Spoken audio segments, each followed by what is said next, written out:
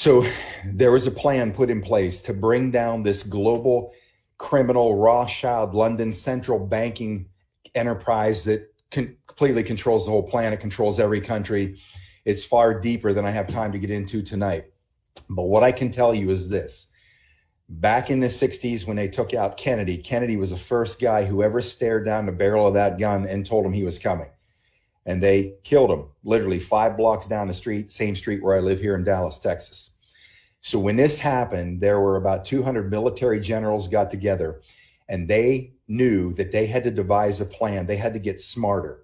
They had to find a way to infiltrate this corrupt power structure that's been pulling all the strings on the United States and other countries worldwide for a very long time.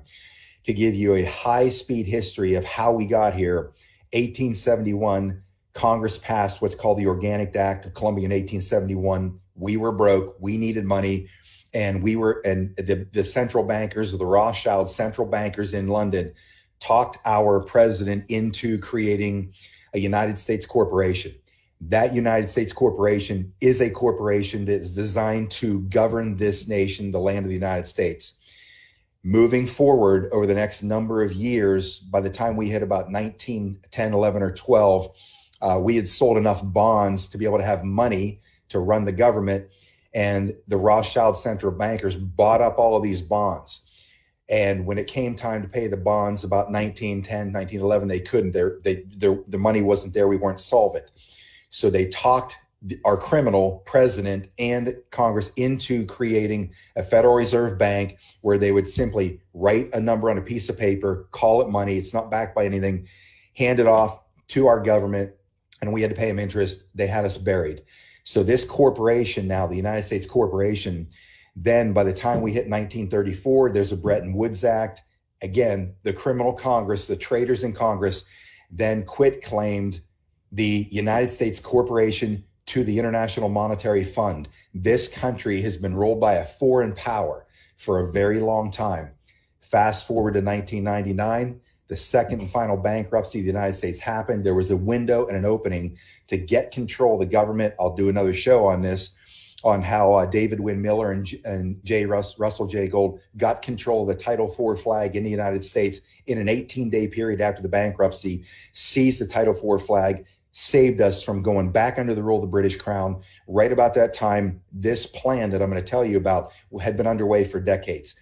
But in the last 20 years, we had our people, we'll call them the patriots, the alliance powers, which are patriots in the military, some politicians, some good guys, some business people, and 22 alliance nations around the world. And this alliance had been orchestrating the infiltration of all the global power structures that have been taken over in every country by this cabal. So now moving into 2015, we were truly at a tipping point. It was at that point in 2015 that Admiral Mike Rogers, a true American hero, a Navy admiral, was named commander of the NSA. That's when they knew at that point, when they got control of the NSA has been cataloging, logging, recording every single email, every phone call, every text message, every form of communication, everything you've done. NSA has been surveilling and cataloging everything about your life and everybody's life. That became a weapon instead of a defensive weapon. It was an offensive weapon, national security agency designed to do one thing, to enslave humanity.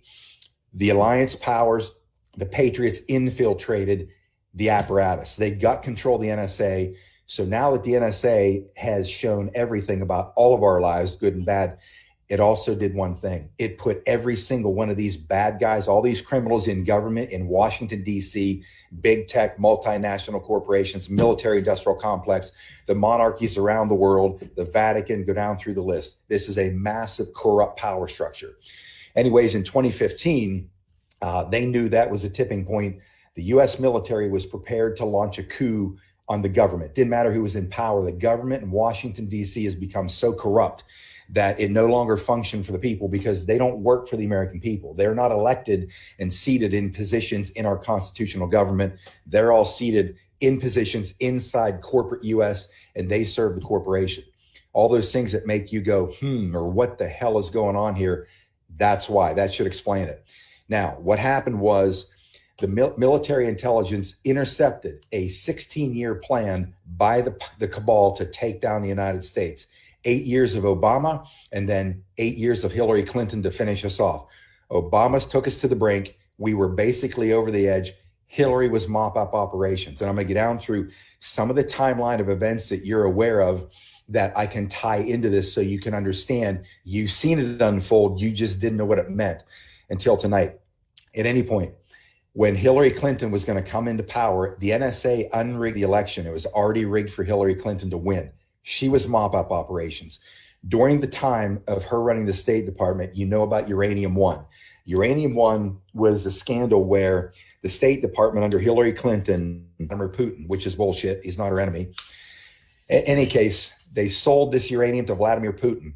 The purpose for selling him that uranium was they skimmed the uranium off the top of that stockpile. If you ever seen the movie The Sum of All Fears with Ben Affleck, Morgan Freeman, you'll understand this. If you haven't, go watch it and you'll get it. They skimmed uranium off of that stockpile before they sold it to them. They flew 3 planes to North Korea, Iran, and Syria, where the CIA, the rogue CIA, responsible for all the wars and all the regime changes around the world, they built nuclear weapons. Under Hillary's tenure, they were going to launch a nuclear weapon on U.S. soil, and they were going to trace the signature back to the Vladimir Putin stockpile, blame him, launch a thermonuclear retaliatory strike on Moscow, and kick the whole thing off. That was going to be their whole thin the herd on the planet. Now, military intelligence stopped that. Of course, they approached Donald Trump. They knew he couldn't be bought. They knew he had his own money. They knew he was a patriot. And they needed, for the first time, they needed to have the power of the executive branch to take this down a final step to launch a massive attack on the deep state power structure and bring the whole thing down once and for all. Save the country, save the world. That's bringing you up to speed.